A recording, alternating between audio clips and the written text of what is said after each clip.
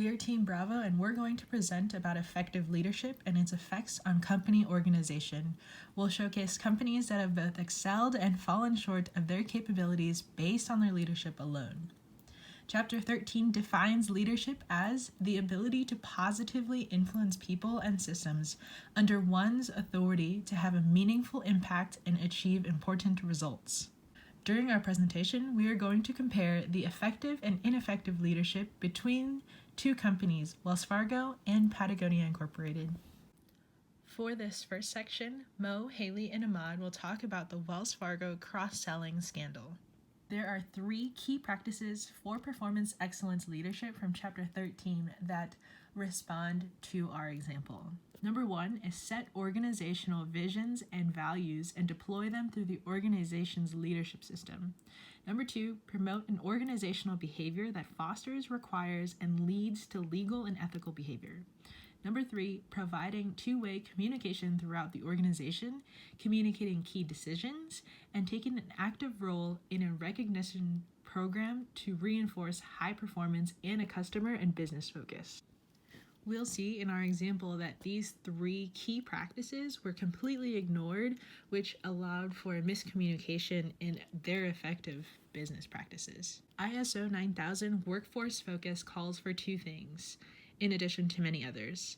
Number 1, designing and managing work and jobs to promote effective communication, cooperation, skill sharing, empowerment, innovation, and the ability to benefit from diverse ideas and thinking of employees, and developing an organizational culture conducive to high performance and motivation. The second one, developing a performance management system based on compensation, recognition, reward, and incentives that support high performance work and workforce engagement. Top-level management attempted to execute these, however, was not done properly and costed them more than their potential benefits. The Wells Fargo company has long had a good reputation in business, making it even dominate the markets in purchasing Wachovia. Sadly, the company has been again brought down by cultures and ethics that have massively destroyed its reputation. Culture and economics models majorly fostered the company's initial success through good customer relations and sales cultures. Additionally, their vision and values of satisfying customers' needs and helping them achieve financial success are the tools that have played a key role in putting on the map the company of Wells Fargo. Our vision has nothing to do with transactions, pushing products, or getting bigger for the sake of bigness. It's about building lifelong relationships one customer at a time. We strive to be recognized by our stakeholders as setting the standard among the world's greatest companies for integrity and principled performance. This is more than just doing the right thing. We also have to do it in the right way.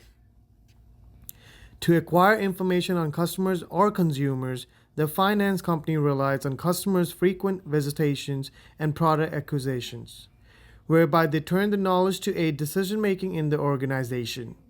Among the company's unethical practices is that of opening customers' multiple accounts without the authority of the consumer or the customer. Branch employees were provided financial incentive to meet cross-sell and customer service targets, with personal bankers receiving bonuses up to 15 to 20% of their salary and tellers receiving up to 3%. Employees' handbooks explicitly stated that splitting a customer and deposit and opening multiple accounts for the purpose of increasing potential incentive compensation is considered a sales integrity violation. An independent investigation was virtually conducted on Wells Fargo company to identify or chose an appropriate penalty or a disciplinary action to the companies over its unethical practices. $2.6 million was refunded to customers for fees associated with those accounts. 5,300 employees were terminated over a 5-year period. Carrie Tostol, who led the retail banking division, retired. Wells Fargo eliminated product sales goals and reconfigured branch-level incentives to emphasize customer service rather than cross-sell metrics. Developed new procedure for verifying account openings and introduced additional trainings and control mechanism to prevent violation. What are ethics? Business ethics, the moral and legal concerns related to carrying out business operations from both internal and external perspective. Wells Fargo scandal caused distrust between the clients, employees, and the management team. What kind of barriers did Wells Fargo scandal fall under? Overvaluing outcomes. Wells Fargo tends to reward those that achieved the monthly quota. This drives employees to use immoral means to reach the quota and above. They will still reward the employee for positive outcome or result even if they do use immoral means. This is bad. This would encourage employees to use unethical means to achieve goals no matter what. As seen in the Wells Fargo scandal, the employees are rewarded for achieving their daily quota. And using these means would create a bad image for the company and would result in a bad reputation. To continue, Wells Fargo also had ill-conceived goals. Wells Fargo set unattainable goals for the employees to complete each month. This does not satisfy the SMART goals. SMART goals are specific, measurable, attainable, realistic, and time-based. In this, we cannot see that the goals are attainable.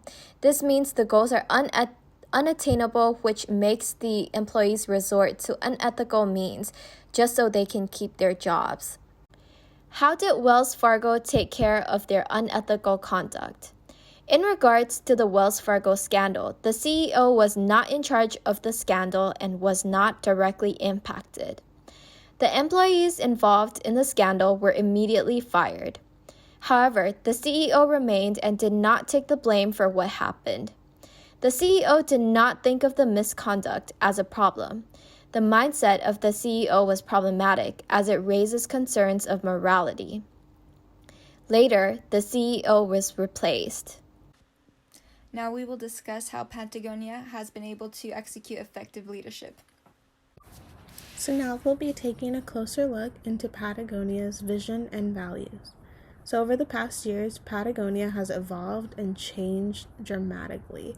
Especially with global warming and climate change, Patagonia had to restructure itself, and now its saying is Patagonia is in business to save our home planet. And that's what's pretty much sparked the environmental movement. Patagonia continually invests in new technologies to make its supply chain and products more sustainable. What Patagonia does is it has such a strong belief in the love of nature. The company chooses to build high-quality products, but at the same time, it uses minimal harm to our planet, and that's what's made Patagonia so successful in both in what they value and their vision for the rest of their company going forward. Another thing on their website, their value is quoted with, besides using its popularity to raise awareness of climate change and environmental issues, Patagonia even encourages customers to make mutual responsibility for life cycles of its products through repair, reuse, and recycling. So even today, Patagonia encourages people not to throw away their products. Instead, they even offer them store credit if they sell it back to them after they're planning to either throw it away or just it's been damaged. They actually give you store credit to minimize the waste that goes with everything. So now that we've taken a look into Patagonia's vision and values, we will now go into its ethics and customer focus. So obviously with such great values wanting to be implemented into your company, it's important to have leaders and employees that can follow that value and vision for their company. So that is why then this company, Patagonia, takes the responsibilities to ensure leaders and employees care about the quality and are active in environmental and community causes. And pretty much that has been very successful into leading into low turnover rates and having people actually enjoy their job because they believe in the same beliefs that the company has. At the same time, having leaders and employees who enjoy their job and have the same beliefs, Patagonia focuses that their customers are getting excellent quality, but at the same time they are helping the environment and making a purchase towards a product that comes from a group of people who take pride in making the product. And again, lastly, Patagonia has such a low turnover rate and high customer satisfaction that at the end of the day, both of these go hand in hand to having a very successful company, which it has been since today. I will now pass it over to Luis, which he will be explaining and going into more detail how Patagonia has been able to maintain and execute effective leadership within its organization. Hello class, here we have Patagonia's workforce, which is how they are able to maintain such an active set of employees. Management aims to empower their employees to do ethical, collaborative, and transparent decisions following the values of the company. Patagonia rewards its employees with various amenities, extreme liberal flex time policy, which allows employees to handle their personal affairs. This creates an environment where employees feel trusted in, motivated, and voluntary. Also, after a year with the company, employees may take 60 days for an internship with an environmentalist group, plus their regular salary. If employees wish to pursue their internship, it is entirely acceptable, as they simply promote from within to fill the gap. This encourages employees to be ethical/moral. Employees also have their own in-house daycare for employee use. Many of the children that are brought into these daycares return to work for the company as well. Next, Patagonia focuses on proper goal setting to ensure employees have a clear and manageable workload. Patagonia as a whole has the goal to ensure products are durable, multifunctional, repairable, and offer a minimal carbon footprint. This aspect of the company is highly beneficial and satisfies the SMART goals, which are to be specific, measurable, attainable, realistic, and time-based. Next, we have employees with values. In contrast to Wells Fargo, Patagonia's CEO, Yvonne Chouinard, holds a high expectation for all of the company's employees and new hires. Patagonia's hiring process has a principle that they, quote, wouldn't want to hire anyone they wouldn't want to have dinner with, end quote. The company predominantly hires from within and through networks of friends, colleagues, and associates. Up next, we have Julia, who will cover Patagonia's philosophies and leadership theories.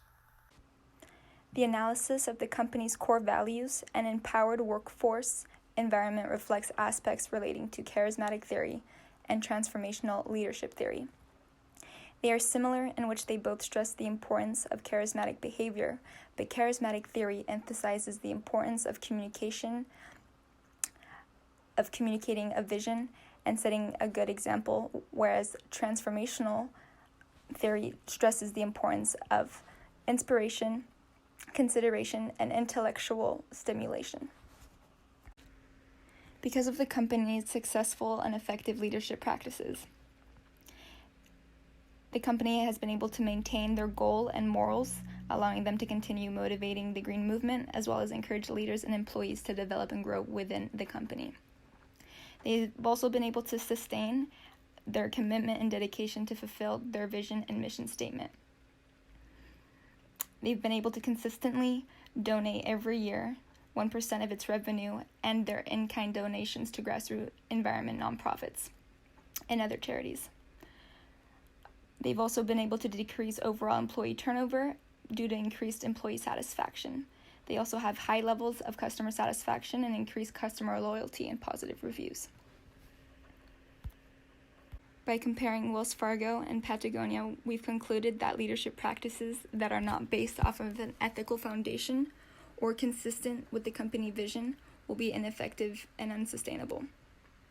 Wells Fargo was not able to stay true or honest to their company mission statement, and that caused unethical leadership practices. Thank you for listening, and we may now take any questions.